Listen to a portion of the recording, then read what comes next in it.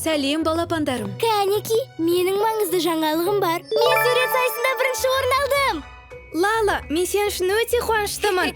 Рахмет, Сұлу. Сонымен, қарандар маған не сыйлады? Вау! Жарайсың, Лала. Астарың дәмді болсын. Мен жоғарыда жұмыс жасай тұрам. Шуламаңдар, жарай ма? Жарайды, анашым. Ей, сен не істеп жатырсың? Жасылын берші. Жоқ, өзім де жеп үлгермедім. Бірақ мама астарың дәмді болсын деді. Демек бұл бәріне арналған. Бұл менің сыйлығым. Оны қашан және кіммен бірге бөлісіп жейтінімді өзім шешемін. Лала, сен не? Сараңсың ба? Мен бе сараң? Солай ма? Бұл менің сыйлығым. Сенмен мүлдем бөліспеймін. Сенімен де, Сұлу, бөліспеймін. Бөлмеме барып, бәрін өзін жеймін. Ой, ыңғайсыз болып қалды. Шынымды айтсам, мен дәмін татып көргім келді. О, Сұлу, сен ақылдысың ғой. Өз мармеладымызды жасайық. Бұл сараңмен бөліспейміз. Сосын ол мені сараң деп мазақтады. Мені де құттықтаған да жоқ. Сұлу да. Бірақ Сұлу мен үшін қатты қуанды. Жарайды, мен бұған лайық екенімді өзім де білемін. Солай ғой күнім.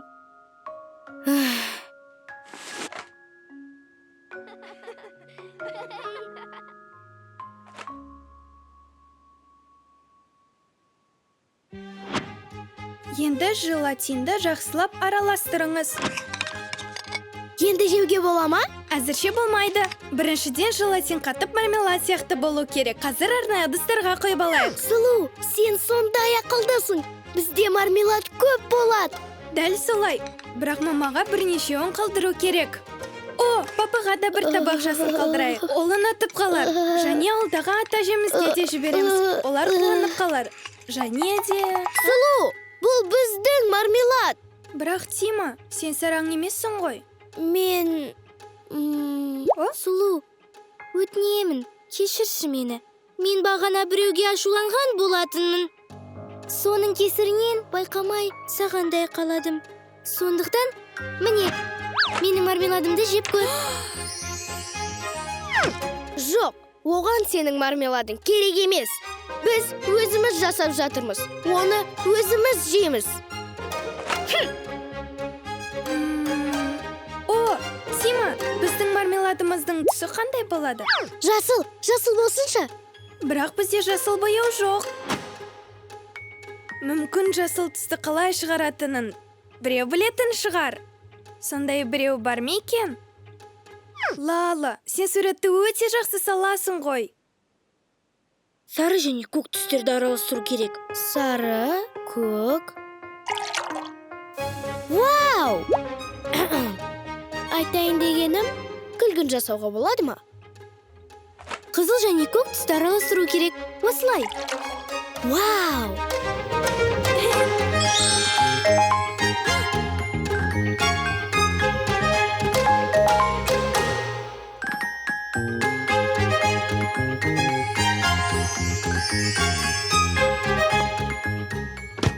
Жаным, таңғы асқа не бар? О, не деген көп мармелад?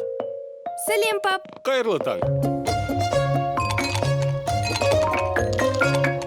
Алақай, бәрі дайын. Лала, бізге мармелад жасауға көмектескенің үшін рахмет. Оқасы жоқ інім. Және кешір, сені сараң деп айтпауым керек еді. Жарайды. Негізі мен сенімен бөлісуге қарсы емеспін. Міне, қаласан барлық жасылдарын жей бер. Маған бір мармелад болады ма? Жоқ. Қалжыңдаймыз, пап. Тоқта, не?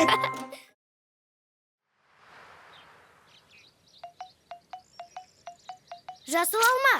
Оп, ұстадым. Қызанақ, шереген. Фу. Оны жеуге болмайды ғой. Айсберг салаты. Сен ойыннан шыққан секілдісің, Лала. Не? Алақай. Дұрыс істедім ғой. Айсберг деген мұзды тау. Оның несін жейсің? Айсберг деген салат. Сандырақтама. Бірінші өзің шешіп алсаңшы. Салат па, айсберг пе? Жоқ, айсберг деген салаттың бір түрі. домалақ жасыл түсті. Жасыл? Иә, жасыл болса, оны жеуге болады. Шөп те жасыл, сонда шөп жейсің бе? Кейде. Жарайды, айсберг салатының жеуге болатынын дәлелдеп беремін. Өзімнің кітапханамның арқасында. Менде кез келген тақырыпта кітап бар. Қазір салаттар. Міне, айсберг салаты. Ол С, П, К дәрумендеріне бай. Оны жеуге болады деп қай жерде жазылған? Міне, қара, рецепт жазылған. Айсберг салаты мен черри қызанағын араластырып, Мен де бояуларымды қызанақпен араластыра аламын. Бірақ оны жеуге болады деген сөз емес. Расымен де. Айсберг салаты шынымен жеуге жарамсыз болса ше? жарайды. Мамамнан сұрап көрейік. Алма шырыны, май, ас жапырақ. Мам, айсберг салатын жеуге бола ма? Әрине, жеуге болады, жаным. Айтым ғой, Лала. Мам, айтшы, ал бізде әлгі айсберг өсе ме? Жоқ, қызым, бізде қыстар тым суық. Ха! Демек бізде айсберг жеуге жарамсыз. Мам, айтшы, бізде банан өсе ме? Жоқ, жаным, банан джунглиде өседі. Ананас ше? Жоқ, Онда авокадо өсетін шығар. жоқ, жаным, өспейді. Көрдің бе, Лала, айсберг салатының қайда өсетіні маңызды емес. Бастысы оны жеуге болады. Алло, сәлеметсіз бе, әке? Ата! Лала, қайда кеттің? Алло, ата, сәлеметсіз бе? Мен ғой, немереңіз. Жоқ, басқа немереңіз. Қысқасы, ата, мынаны айтыңызшы. Айсберг салатын жеуге бола ма? Айсберг? Неткен айсберг? Ешқандай айсбергіңді білмеймін. Тағы да қайдағы жоқ нәрсемен тамақтандырып жатыр мені. Ей, әкең қайда? Иә, әке. Жоқ, әке. Бітті осымен сұлу. Атамыз отбасымыздың үлкені. Ол айсберг салаты жайлы естімегенде екен. Демек, мен жеңдім. Онда сен мен ойнамаймын. Не? Сұлу? Мейлі, ойнағым келіп тұрғанымда жоқ. Сол бері түсінбедім. Айсбергті жеуге бола ма, жоқ па? Осы сұлу неге менімен келісе салмайды екен? Тима секілді. Жаным, бұл дауға басқа көзқараспен қарап көрсең қайтеді? Қалай сонда? Қалай ойлайсың? Лимоннан не дайындауға болады? Енді лимонад, лимон бәлішін, лимон қосылған шай жасаса да болады әрине. Оны салатқа қоссам ше? Не? Бірақ мам, лимонды салатқа қоспайды. Қышқыл дәмсіз болып кетеді ғой. Дәмін көр. Дәмдісің ай. Бұлай істеуге болатынын білмеппін. Онда тұрған ештеңе жоқ, жаным. Күн сайын жаңа бірдеңе білеміз. Бұл өмірде бәрін білу мүмкін емес қой. Жаңа ақпаратты қабылдау қиын болса да, кейде дәмді шығады. Солай емес пе? Айтпақшы, бұл салат Цезарь деп аталады. Оның басты ингредиенті айсберг. Жаным, бәрін тамаққа шақыршы. Сұлу, мамам бәрін тамаққа шақырып жатыр. Ол салат жасады. Айсберг қосылған. Цезарь ма? Иә, өте дәмді. Айтып берші, салат неге айсберг деп аталады? Сол бойы түсінбедім. Себебі бұрын оны мысалға жәшіктерде сақтайтын. Рас па? Рас болғанда қандай? Айтпақшы қызық мәлімет. Айсберг салатын солтүстік Америкада, Калифорнияда өсіріп шығарған. Шамамен 100 жыл бұрын. Ал қазір олай жыл. Бәріне қайырлы таң. Қайырлы таң, балалар. Охо, неткен үлкен қыз. О, үлкен қыз, қыз! Иә, қазіргі ұшақтар өте үлкен.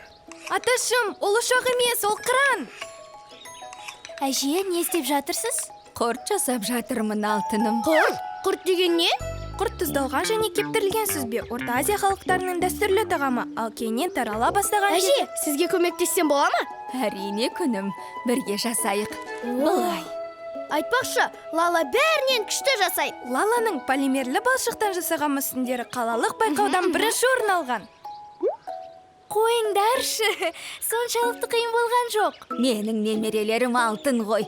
Лалагүл, онда сен әп-сәтті үйреніп аласың. Ұста. Дайын, ең үлкен құрт атама. Мұндай құрт атаңа ұзаққа жетеді. Әже, менікі қисық шығып жатыр. Уайымдама, жаным, үйреніп аласың. Түйірнан тамшы тер.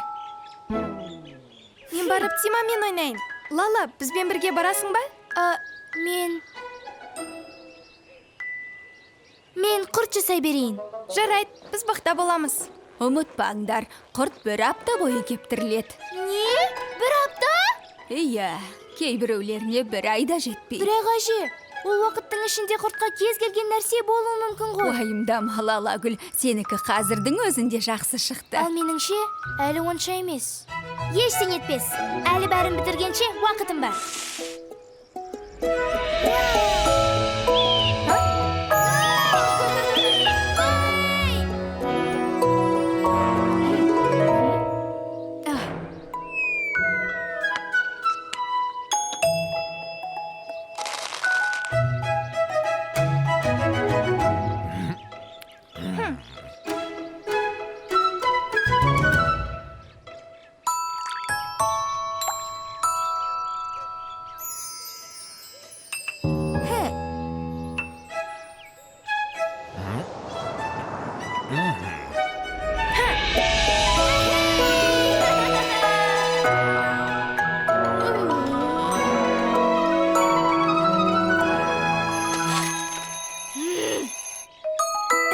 Дайын, қайсының дәмін бірінші көреміз? Менің құртымның дәмін көріңдерші. Сонымен мынаны Тима жасады.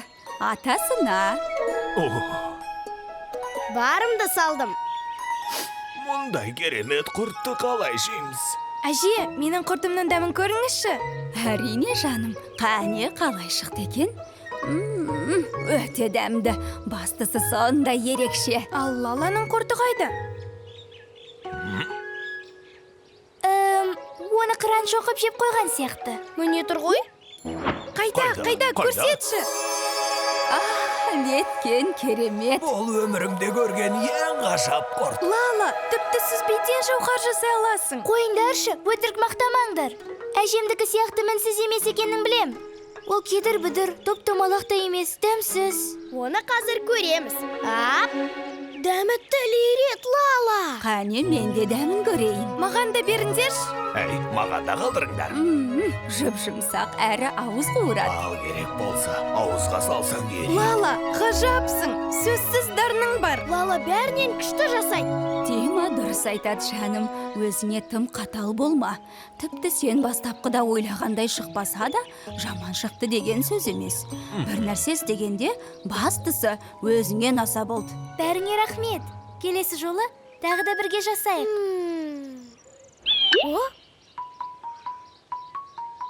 Әше, енді не істейміз? Әй Сумақай, немеремнің құртына тиісуші болма. Бірақ жабайы табиғатта қырандар құрт жемейді ғой. Дүрлікпеңдер, балалар. Бастысы қатты дауыс шығармау керек.